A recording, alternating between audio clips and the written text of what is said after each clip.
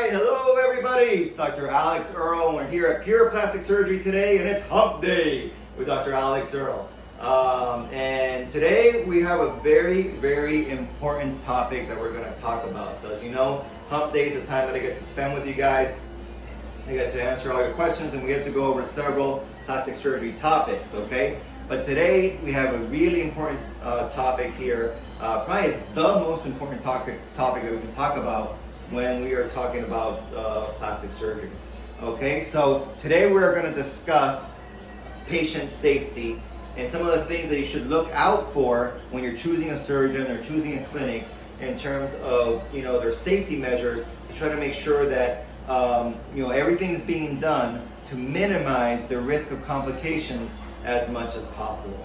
All right, it will never be zero because it is medicine after all, it is surgery after all. So the risk will never be zero, okay? The complication rate will never be zero, but we got to do everything that we can to try to minimize that as much as possible, okay? So when doing that, I've come up with something which I've been observing over the last few years, something which I decided to call, as it pertains to me, I've decided to call the Earl Cycle, okay? I'm not sure, can you guys see that there? Mm-hmm. Let me tell you what I mean by this. So a lot of patients, they start doing their research, they look into, Facebook groups, Instagram, a lot of it on social media. They'll go on to Real Self, things like that, and they'll start, looking at the doctors or the clinics they're interested in and start doing their research. And a lot of them come upon my name and they know that, I have a reputation for being very, very serious about patient safety. And so that kind of, puts me kind of towards the top of the list. Of course, I have, double board certification. I'm a board certified, general surgeon and plastic surgeon, and all these things.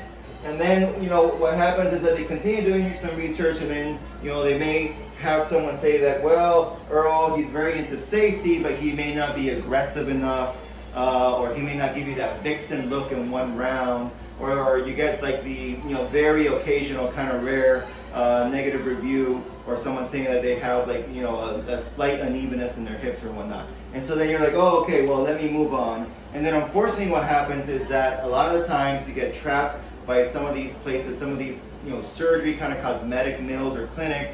Some people end up going to unfortunately the wrong doctor in places like the Dominican Republic, places that we know are not doing things as safely as they could.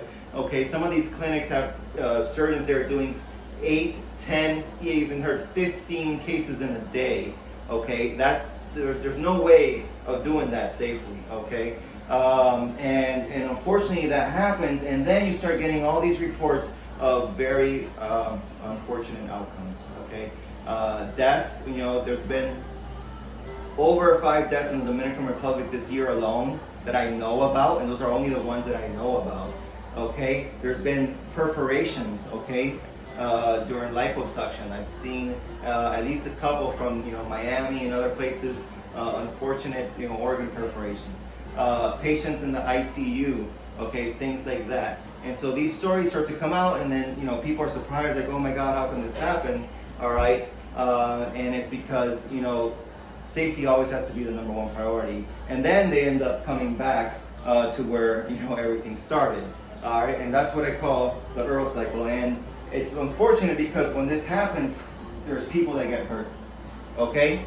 And we don't want that. We don't want that. And so, do I say you necessarily have to come to me? Am I the only guy out there? No. But you should go to someone like me. Like, either come to me or someone like me. Someone that really puts safety as the #1 priority, because we're dealing with people's lives, and at the end of the day, that's what it's all about. Okay? So, what are some of the things, some of the questions that you should be asking, some of the things that you should know about in terms of patient safety that will make it less likely that a poor outcome will happen? Okay? All right. One of the things you definitely want to look at is the surgeon, him or herself. Okay? So you want to look at their training. All right? They train in a reputable place. They do formal plastic surgery training.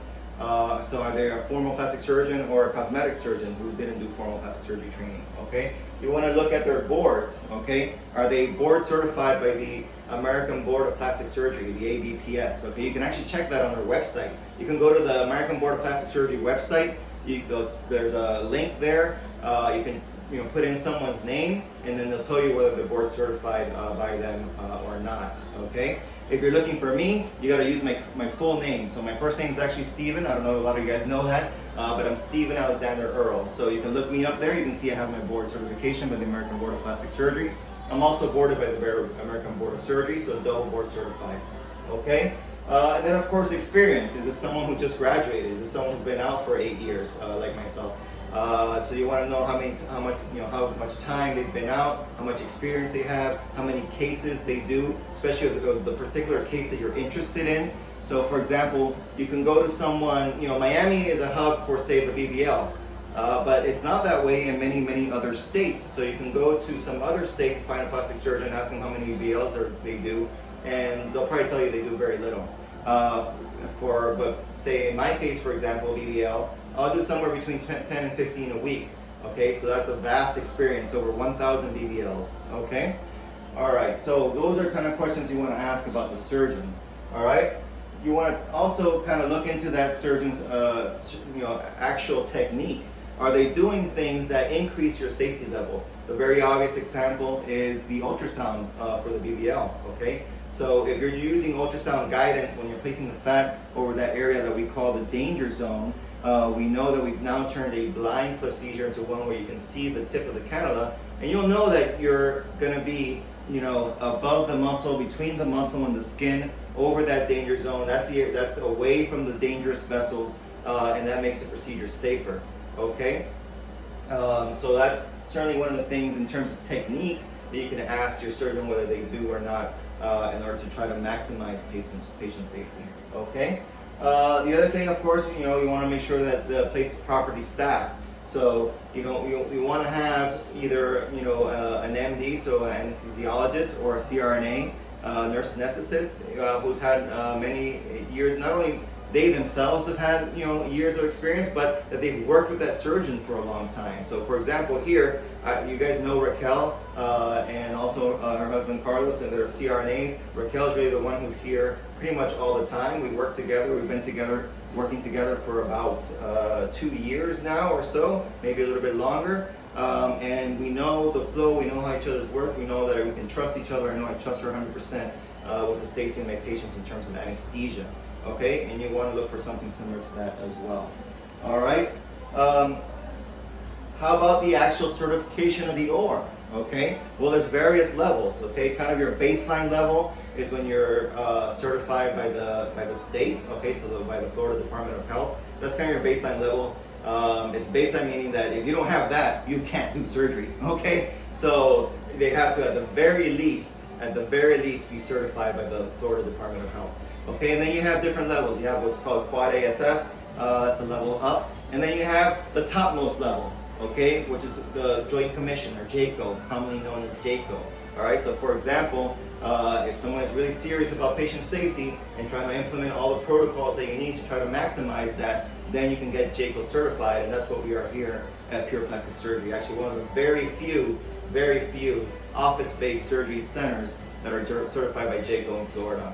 Okay, and what does that mean? That means we're not just like talking the talk, we're walking the walk. We're actually doing everything we can. We're showing proof to it. We're getting certification by the Joint Commission for that. Okay, and then this is obviously more with the current times. Okay, because we all know that COVID is still out there. The first wave kind of never ended. It just kind of came down and went back up again. So we're still kind of just within that COVID pandemic.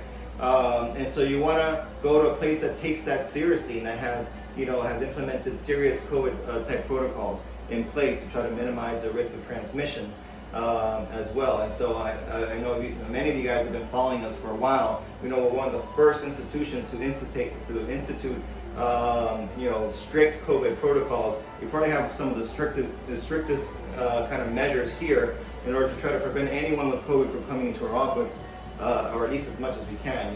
Nothing's 100% foolproof. But we ask for nasal PCR COVID test to be done within 5 days of surgery. because then that minimizes the risk of someone coming in here with COVID, especially if they're about to have surgery. Then of course we follow all CDC guidelines. Everyone that comes in is wearing a mask. Everyone that comes in is doing their hand washing stations. And our staff gets tested every 2 weeks as well to make sure that there's no one that may be around who's asymptomatic, which is really the reason why you test anyone, right? If someone's symptomatic, they just don't come, they don't show up. We're trying to figure out who has it and who's asymptomatic. So we test our staff every 2 weeks for that. So we have our very serious COVID protocols in place. Okay, so these are a lot of the things that we do to demonstrate that when we say that at Pure Plastic Surgery, patient safety is our #1 priority, that we mean it. Okay, and it's you can see that in everything that we do here. Okay, so when someone says, Dr. Earle, they're on that cycle and they're like, Dr. Earle, are you going to be aggressive with my lipo? Well, I'm going to say, I'm going to be aggressive to the point of maximizing your safety. So am I going to, remove so much fat that your skin's going to be left so thin that you're going to have a whole bunch of very, very large lipo burns? The answer is no. Am I going to go beyond the 4-liter limit that we have here in Florida? The answer is no. And I know, and is there going to be, if you have a higher BMI, or if you just have a high amount of fat, because BMI obviously is a rough number, and there is some fat left behind, and I reached that 4-liter limit, then you're going to have to come back for a round 2, okay? Because those are the rules, and the rules are there for a reason, okay? And that's again to increase your safety measures.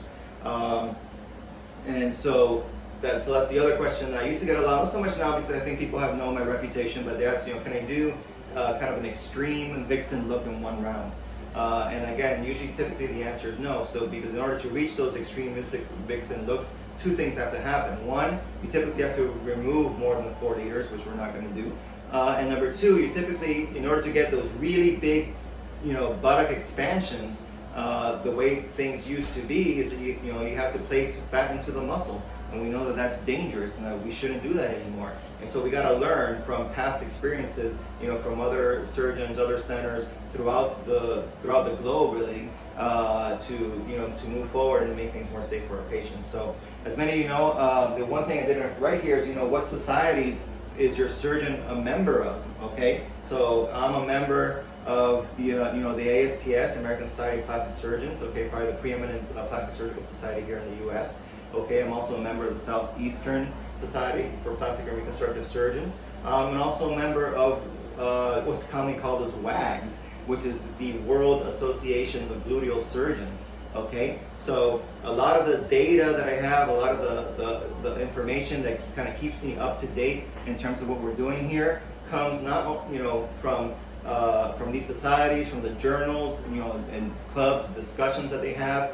And in terms of WAGs, not only from here in the U.S., but from some of the preeminent gluteal or augmentation or fat transfer BBL surgeons throughout the world. I'm talking about Europe. I'm talking about Central South America. Of course, the U.S. and Canada, North America as well. So really kind of getting all that wealth of information, putting it together to try to create not only great outcomes, okay, but to doing them in a way that will maximize the patient safety. How safe is anesthesia? Why is it better to be asleep during surgery? Right, so general anesthesia done by the right person in the right hands is very, very safe, okay, but it even starts before that. So who qualifies for office-based surgery center? Who qualifies to be under general anesthesia, okay? So that's why we make sure that all, we send all your labs, we get your EKG, we get your clearance letter from your medical doctor. If you have any other issues going on, we get clearance letter from those specific doctors as well. And we make sure that we feel that you are healthy enough to undergo surgery in this office type of surgery setting. So if any of you know about anesthesia kind of classifications, it's called an ASA type of classification, and you could only be an ASA class 1, which is basically like a totally healthy person, or an ASA class 2, which means a person that may have something, they say, such as diabetes or hypertension, high blood pressure, but that it's controlled with their treatment and medication. So only in an office-based surgery setting, you can only do ASA, and you can look this up if you want later. So ASA class 1 or class 2, okay, and that's it. You don't get beyond that. And then, like I said before, proper staff. You have a CRNA who has a lot of experience, who you know really takes great care of those patients, and so therefore it becomes safe.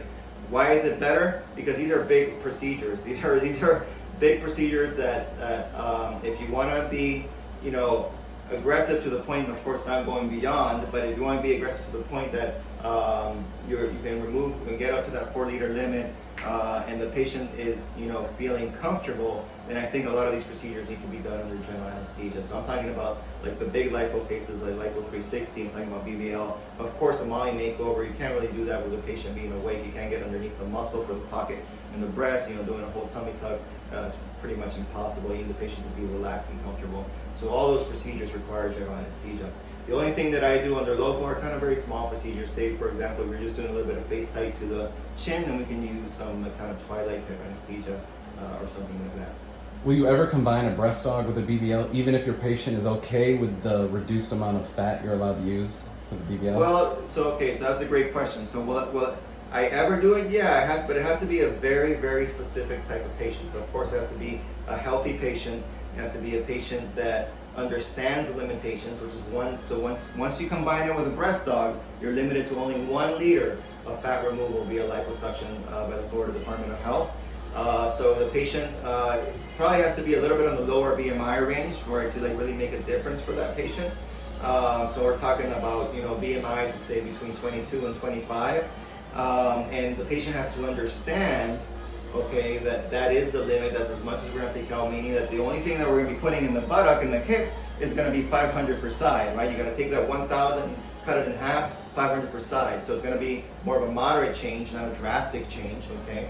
So if the patient understands all of the above, and they're going to be happy with all of the above, and their expectations are realistic with all of that I just said, then yes, it could potentially be done. And then that patient has to think about their post-op care, right? You can't lay on your breast, you shouldn't lay on your buttock, so they have to think about getting zero gravity chairs, special mattresses, things like that to minimize the pressure on the buttocks and hips. Will you work on patients who are above 50 or even 60, even if they're greater risk? Right, so no, we do have an age limit. The age limit is 55, okay? That's for pretty much all procedures except for facial procedures. So if we're doing like a BLEF, so that's like upper eyelid procedure, lower eyelids, facelift, those of course can be older patients. But for the big body procedures, you know, mommy makeovers, Lipo 360, BBL, everything like that, our age limit is 55. And again, that's for the same reasons of everything we're talking about here today. There's just, you know, less risk when you're that age or younger. Do you give patients a realistic idea of the results that they will receive in a BBL? I really try. Okay. No, because it's tough. I mean, it is part of my job to do so, and I try to do that as best as possible. I think, of course, there's some patients who still, even after we have our talks, still don't have realistic expectations, I guess I should put it. And, you know, sometimes I'll admit that sometimes I try not to hurt a patient's feelings, and I won't say things like, oh, you know, your foundation is terrible. You know, I don't like to say that, and that will hurt someone's feelings if they walk into the office and I say something like that. So I'll use a term, like I'll say like something like, well, you know, this case is really challenging. And when I say that, I mean, you know, you really have to come back to kind of reality. You know, a lot of these wish pics are like IG models that are either photoshopped or had multiple rounds, who started off with a better foundation. And so when I say your foundation is challenging, I mean, you know, this is not really quite realistic. I'm going to do the best that I can, but you got to understand where your starting point is. Have you dealt with lipo burns?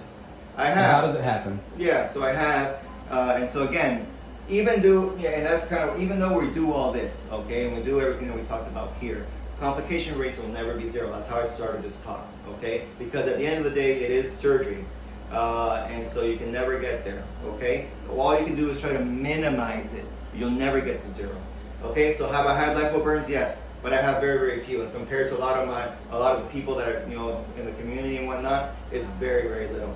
But I've had probably significant lipo burns this year, and we're already way over halfway over the year. I've probably had like 2, I believe. And how do they happen? And so how do lipo burns happen, right? So what causes lipo burns? So the term burn is actually kind of a little bit of a misnomer, because it's typically not a thermal injury. unless the surgeon is using something like a vaser with a V, which uses ultrasound energy that creates heat, or a laser, which is commonly called a smart lipo, which uses lasers and which also impart heat. Okay, we don't use that here. Here we use what we call powered assisted lipo, and so so typically, and a lot of surgeons actually only don't use anything that requires heat. They use power assisted lipo or just hand lipo. So for the most part, lipo burns are not an actual burn or thermal injury. What it is basically you're doing a vascular injury to that particular spot of skin. Okay, so if you say, for example, one is if you make the skin too thin, you don't leave like a little layer, like a 1 centimeter layer of fat underneath that skin, then there's a greater chance that you create a vascular injury to the skin. Basically, it's not getting enough blood supply, and that patch of skin dies and becomes black and necrotic, and that's what people call a lipoburn. The other thing is what's called a hit devascularization. If the tip of the cannula hits a particular area of skin multiple times, that can devascularize that specific portion of the skin and cause an issue. Patient characteristics. If someone, say, is a diabetic or an ex-smoker, their blood supply is just not as good, and so of course risk of lipo burns, like we call them, is higher. How do you measure or determine that a patient is healthy enough for surgery? Yeah, so that's a great question. And that is the first step, right? So no one should really come here unless we determine that we believe they're healthy enough for surgery. So we screen the patients, and we do that by checking multiple lab studies. So we check their blood levels, their electrolytes, their coagulation levels. We check we do an HIV test, we do a pregnancy test, and things of that nature. Then, of course, we look into all their past medical and surgical history, and then we have their primary care doctor give a clearance, okay, so clearance for surgery, and then we also check their EKGs. Now, and that's what I just said is for everyone, 100% of patients. Now, if you're over 40, or if you have some particular history, say ex-smoker or something like that, maybe asthma, then we'll do a chest X-ray as well, okay? And then we get into more specifics. Say, for example, you had some mild mitral regurgitation, like a heart issue. Then we have to get a specific cardiac clearance. We may do a specific test, such as an echo or something of that nature. So then it becomes really more kind of geared to that particular patient. How safe is the BBL surgery, and have you ever experienced a death? So, second question first. The answer is no, absolutely not. And how safe is it? Well, so like I said, we have to evolve and we have to learn. So back I don't know, I was gonna say back in the day, but probably not even that long ago. But there was a time where actually putting the fat in the muscle was encouraged. That was like when people described that technique when the BBL first came out. They said that's the best place to put the fat because you get the most volume, and also the more the fat tends to live because the muscle has a better blood supply. Okay. But then we've had, very unfortunate events and deaths started to happen, and people, studied that. Autopsies were made, studies came out, and we also got recommendations from our societies that doing it, putting fat into the muscle was not the right thing to do because there are these large vessels right beneath that muscle, deep to the muscle, called the superior and inferior gluteal veins, and if those vessels get injured, and then fat gets into the vessel, then that makes it into your blood system, and basically it doesn't allow oxygenation in the lungs. It's called a fat embolus, and a fat embolus can be deadly. Okay, so now the recommendation by the societies are to not place the fat in the muscle, but to place fat between the muscle and the skin. Especially, and you got to be especially careful when you're in a specific area called the danger zone, which is approximately 10 or so centimeters from the midline to either side. Okay. They also recommend that you use a rigid cannula with a blunt tip that's greater than 4 or 5 millimeters in terms of circumference. Okay, that you place the fat in a continuous motion or as you're retracting the cannula. So there's several recommendations that are now made to try to make the procedure safer. So the reason I said all that is because only a few years ago, they were saying that the mortality rate for a BBL was approximately 1 in 3,000, which is fairly high for an elective cosmetic procedure, okay? But today, if you start looking at the numbers, and I've looked at the numbers with our fellow WAGS members. Again, it's the World Association of Gluteal Surgeons. We've looked at the numbers there, especially since techniques have changed. And although an official study has not come out as of yet, because we are all working on it, we're all contributing to it, it seems like the mortality rate is much lower, somewhere between 1 in 25,000 to 1 in 50,000. Will you combine liposuction with any breast procedure? So like I said, we can combine liposuction, especially if we're doing like a smaller area or a specific area, but the patient has to understand that we have the limitations that are given to us by the Florida Department of Health, which is the maximum 1,000 cc's or 1 liter of fat removal via liposuction when you're doing a breast procedure. So for example, I've done someone who wanted a breast lift and wanted to do some liposuction to this little subaxillary area here and out here on the sides, and yeah, we can do that because we know that's going to be less than a liter, and that's going to be okay. Or if someone says they're doing breast augmentation and wants a little bit of face tightening liposuction to the chin, then that would be okay too. That's going to be way less than a liter. There's really never that much fat in the chin, no matter how big your chin is. It's not going to be that significant.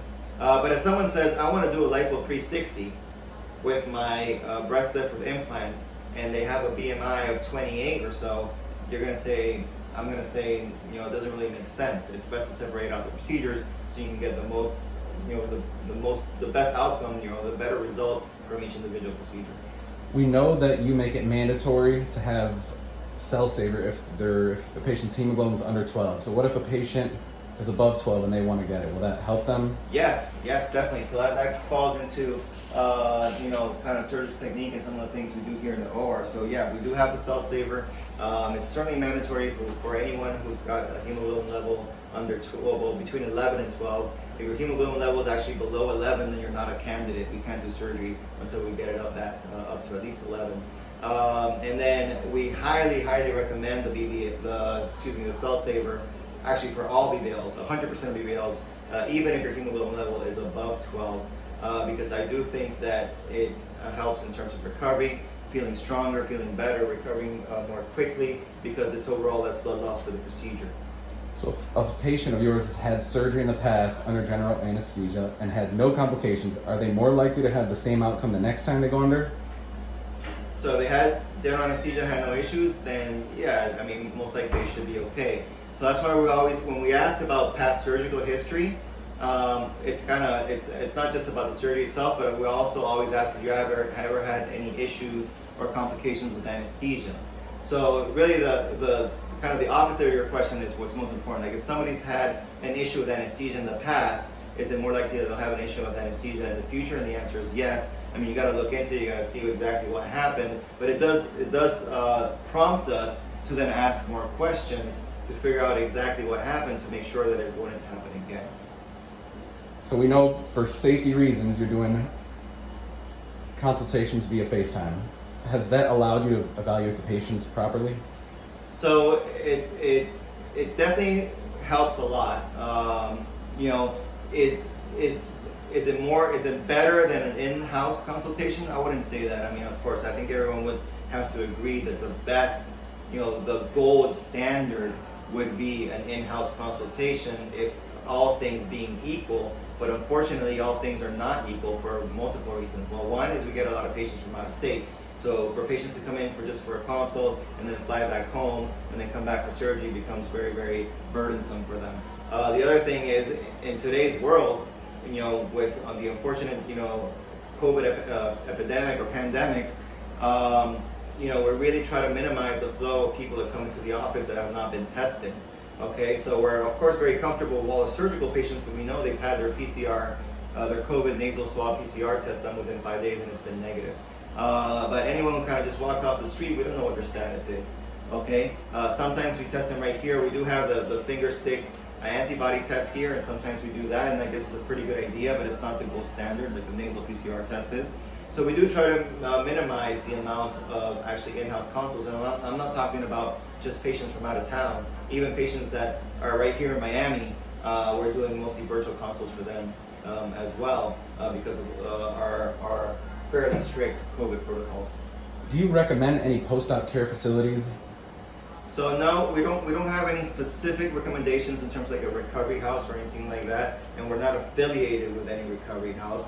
We can provide just like a general list of places for our patients to look into, and we can also refer them to say our Facebook group, and they can ask some of the other ladies on there which places they use and how happy they were. But no, we don't have an affiliation, and we don't make any particular recommendations in terms of recovery houses. Thank you so much, Doc. I know you have to go soon, so I'll leave you with this last question. All right. What can I do to get a free rhino? A free rhino. Well, if you come and you work with us for a year, then we consider it. So yeah, that's one of the benefits that our staff gets. You got to put in work for an entire year, and then we can consider that. Thank you. All right, everybody. Well, I hope this has been very, very helpful. It's probably one of the most important talks that I can give.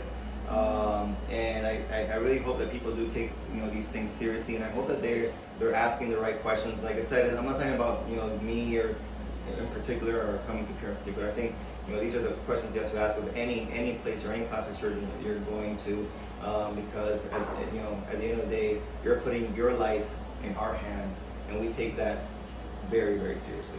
Okay, everybody. All right. I look forward to talking to you all next week on Hump Day with Dr. Alex Earle. Ciao.